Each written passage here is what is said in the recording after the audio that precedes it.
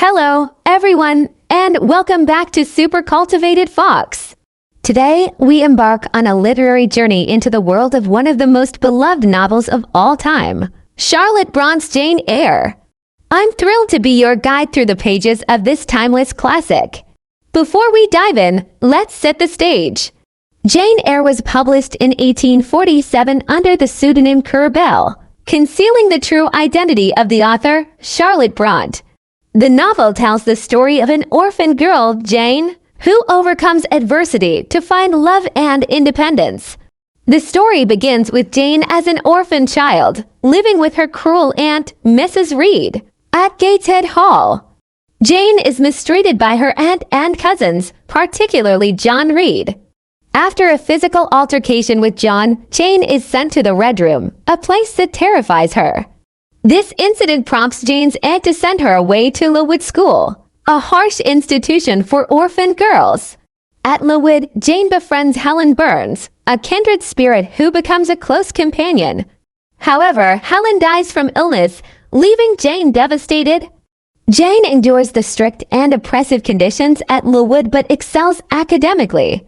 She stays at the school as a teacher after completing her education. Seeking a change, Jane takes a position as a governess at Thornfield Hall, teaching the ward of Mr. Rochester, a wealthy and mysterious man. Jane and Mr. Rochester develop a complex relationship, and despite their differences in social class, they grow close. Eventually, they confess their feelings for each other, and Mr. Rochester proposes to Jane. However, their wedding day is interrupted by a shocking revelation. Mr. Rochester already has a wife, Bertha Mason, who is mentally ill. Devastated by the revelation, Jane leaves Thornfield and wanders the moors, near death from starvation. She is taken in by St. John Rivers and his sisters, Diana and Mary. Jane assumes the name Jane Elliot to conceal her identity. St. John helps her regain her health, and Jane becomes involved in the local community. However, St. John proposes marriage for practical reasons, not love, and Jane refuses. Jane, feeling the pull of an inexplicable connection, hears Mr. Rochester's voice calling her across the moors. She returns to Thornfield to find Mr. Rochester blinded and maimed due to a fire caused by Bertha Mason. Despite his physical injuries, Jane and Mr. Rochester are reunited, and she cares for him in his diminished state. They marry and find happiness together. The novel concludes with Jane narrating her story from the perspective of several years later.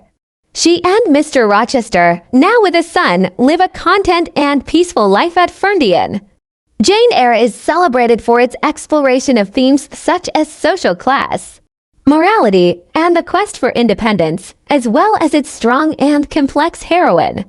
Jane Eyre has inspired numerous adaptations on screen and stage.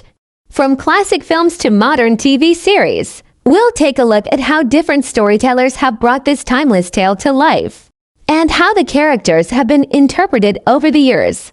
As we conclude our exploration, we'll discuss the lasting impact and legacy of Jane Eyre in literature and popular culture. The novel continues to resonate with readers worldwide, leaving an indelible mark on the literary landscape. Thank you for joining me on this literary journey into the world of Jane Eyre. If you enjoyed this video, don't forget to like, share, and subscribe for more content. And as always, let me know in the comments your thoughts on Jane Eyre or any other literary classics you'd like us to explore together. Until next time, happy reading!